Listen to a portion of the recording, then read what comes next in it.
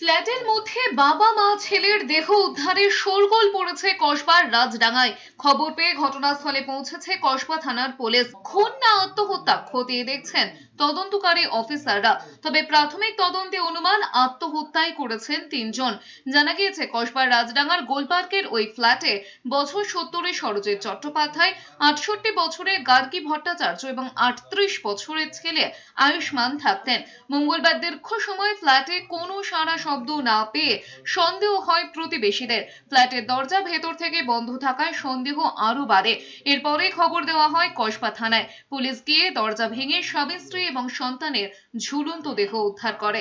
স্থানীয় সূত্রে খবর, আর্থিক সমস্যায় ছিলেন পরিবারটি, তার জন্যই আত্মহত্যা কিনা খতিয়ে দেখছেন তদন্তকারী অফিসাররা।